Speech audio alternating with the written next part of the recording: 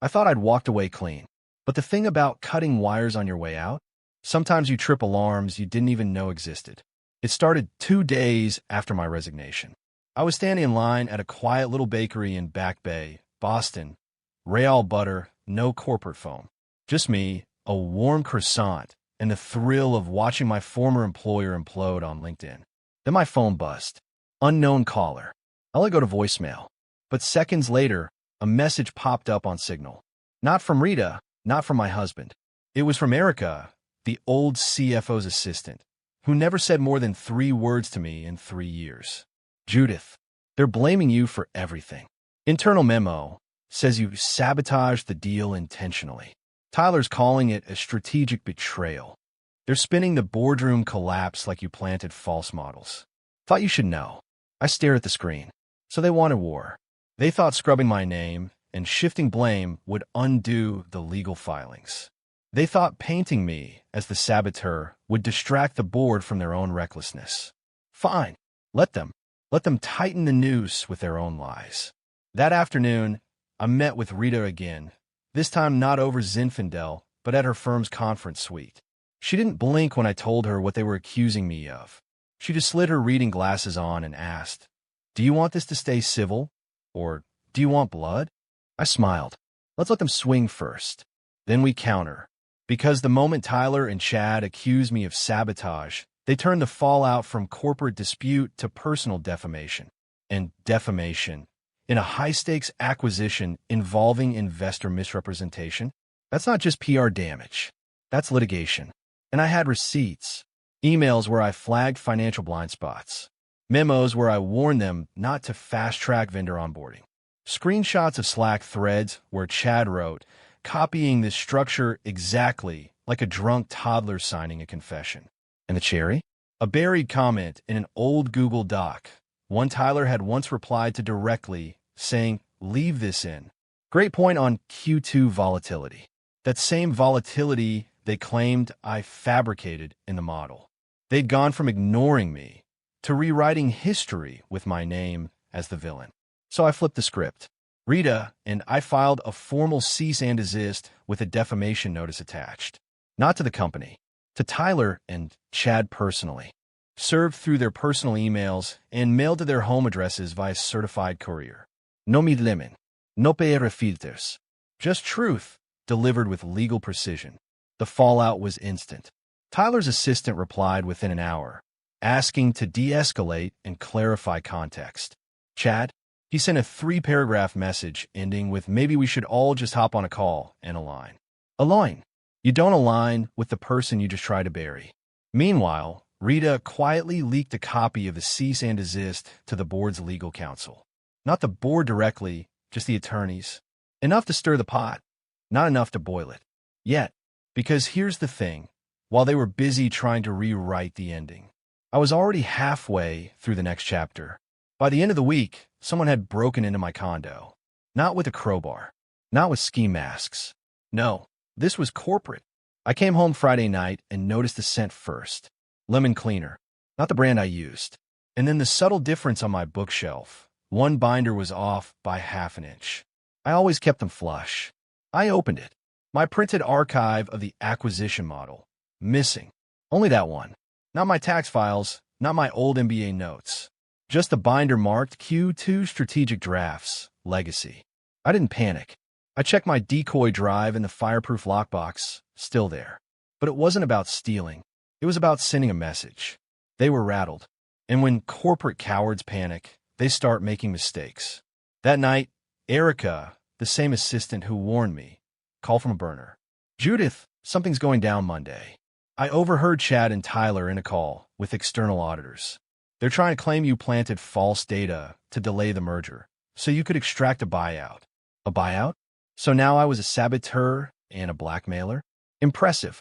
I hadn't even ordered Postmates that day, but sure, let's pretend I orchestrated a hostile data takeover. I laughed, but Rita didn't. "They're not just flailing," she said. "They're setting you up. If they document a false motive and it sticks, the board may lean toward firing their ammo at you to save face." I needed to move, and fast, so I did what they'd never expect. I walked into the office Monday morning. Yes, the same office I'd resigned from. Same beige walls, same motivational poster about integrity. I walked in like I still worked there. No badge, no access.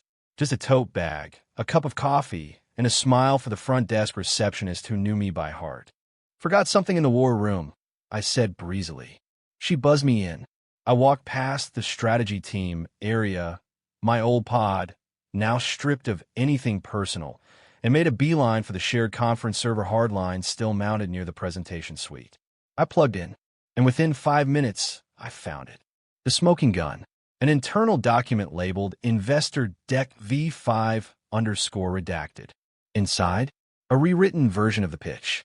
New timeline, new projections, and a footnote that read, adjust Q2 scenario delta language per original contributor to avoid compliance trigger. Attribution pending. Pending. They hadn't removed my framework. They'd repackaged it and were stalling attribution, hoping no one would notice. But now I had the file. I forwarded it to Rita. She called within 5 minutes. This is enough for a full-blown injunction. I wasn't going to pull the trigger just yet. I wanted something better. I wanted them to sign the contract, with my footnotes still in it. Let them think they'd slipped it through. Let them believe their little trick worked. Then I'd file, not a cease and desist, a federal IP violation with material breach damages. They wouldn't just lose the deal. They'd face SEC investigation.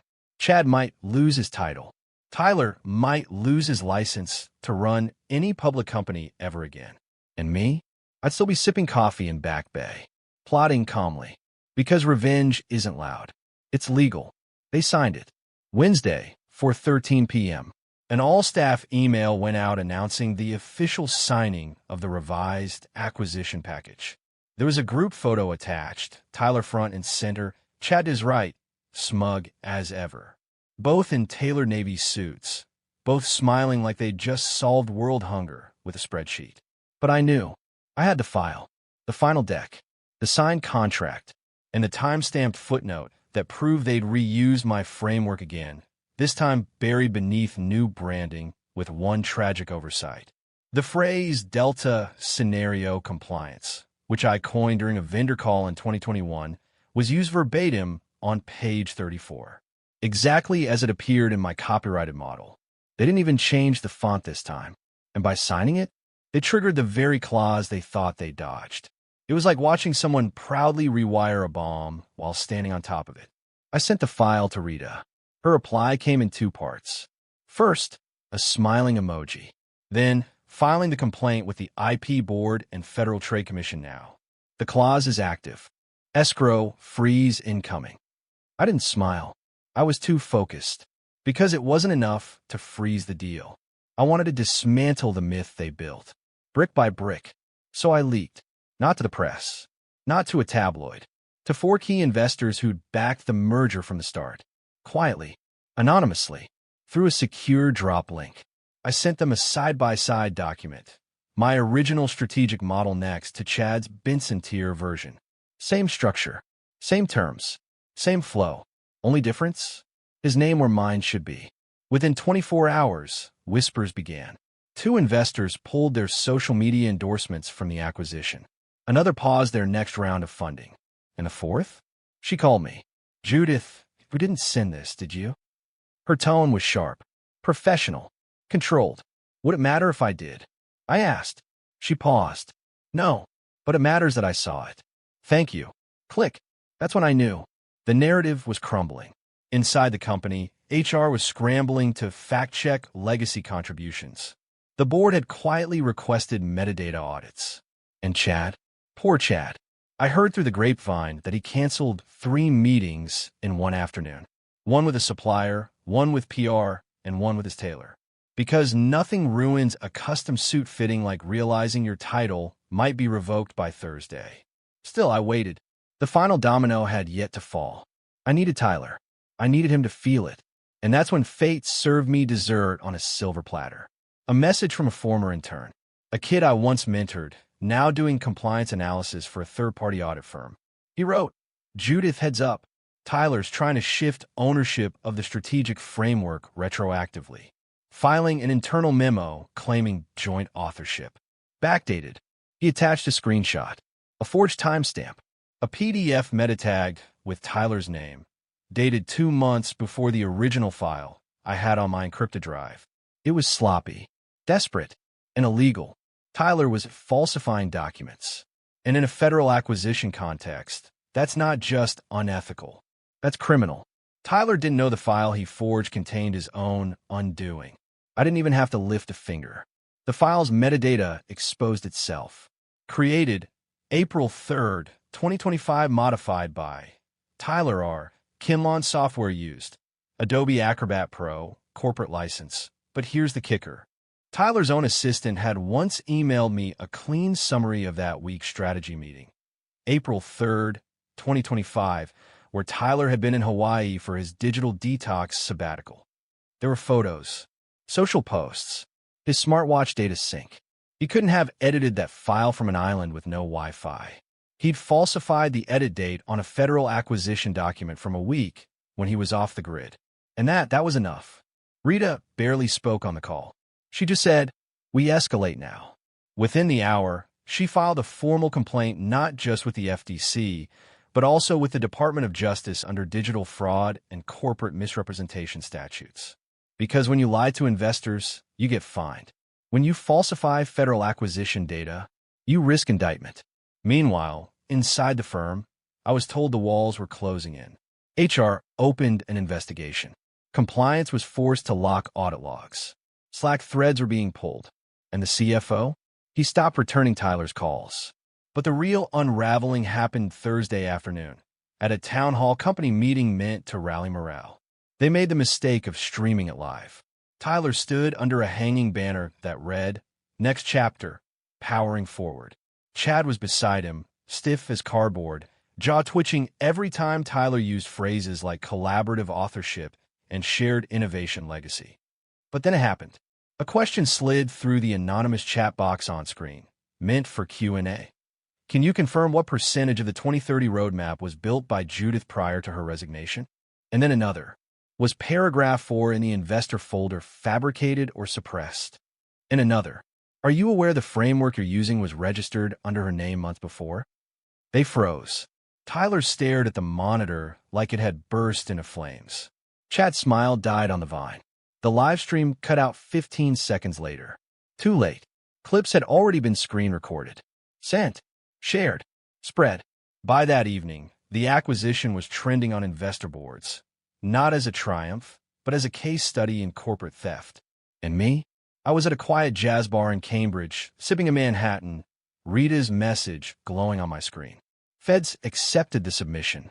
The acquisition is officially under investigation. You did it. No fanfare. No parade. Just a quiet storm, tearing down the scaffolding of lies they'd built around my work. But I wasn't done yet. Because while Tyler faced legal ruin and Chad tried to scrub his name from every internal doc, I had one last move. I opened my inbox, drafted a message. Subject line, Redemption Fund Proposal. Two of the original investors, BCC, a private equity firm I'd quietly consulted 2 months ago. Inside, a plan, a cleaner, leaner, honest roadmap, built from the ashes of their fraud, authored under my name. All it needed was a signature, and I wasn't offering it to Tyler. The email went out Friday morning at 8:01 a.m. sharp. By 8:27, I had my first reply. Not a thank you, not a counteroffer, a meeting request. Urgent. Let's talk, read the subject line. It was from Clara Ramirez, one of the original backers of the acquisition. The only one who hadn't posted a single thing on LinkedIn since the chaos began. Clara was old school money. Quiet, calculated, dangerous in Kashmir. We met that afternoon in a glass-walled office 30 floors above downtown Boston, overlooking the Charles River like it was hers. She didn't waste time. We believe in the roadmap, she said. Yours, not theirs. The question is, are you willing to lead it? I didn't flinch. Yes, I said, but not under your name, and not under theirs. She smiled. What do you want? I handed her a folder. Simple. 1-page terms. I wanted 51% control of the spinoff. My name on the strategy. Full retention rights on my IP. In a formal press statement naming the source of the original framework, Judith Avery. Her brow arched at the ownership clause. But she didn't hesitate. She signed. Right there. No lawyers. No calls. Just one clean signature on a line. And just like that, my framework, the one Tyler and Chad tried to erase, was reborn under my own brand, fully funded by the same capital they'd hoped to swindle. The revenge was no longer legal. It was structural. 3 weeks later, while I launched the new venture quietly from a converted warehouse in Somerville, the headlines dropped. DOJ opens inquiry into Kinlan Benson acquisition scandal. Sources confirm IP theft at heart of logistics deal. Benson tier model linked to fraud allegations. Analysts pull support. Tyler was forced to resign. Not with a golden parachute, but a scorched earth email leaked to industry media. Stepping back for reflection never sounded so hollow. Chad, he wasn't fired. He was demoted. Sent back to a mid-level strategy role in a division no one cared about. No office. No assistant. No more laminated decks or keynote speeches. Just spreadsheets, headphones, and silence. He tried to message me once. Congrats on the new venture. No hard feelings. I left him on read. Because some people don't deserve closure. And me? I didn't scream. Didn't gloat. Didn't even update LinkedIn. I just showed up every morning to a glass office with my name on the door. And every time I opened my laptop, I saw the same thing. A strategy built on truth, funded by the very people who once sat across from me in silence. And now, they answer when I speak. Because when they tried to erase me, I didn't fight them. I just waited. And then I built something they couldn't copy. If you made it this far, I've got one question for you. What would you have done in my place? Drop your answer in the comments. And don't forget to like, subscribe, and tell me what city you want the next story set in. I'm just getting started.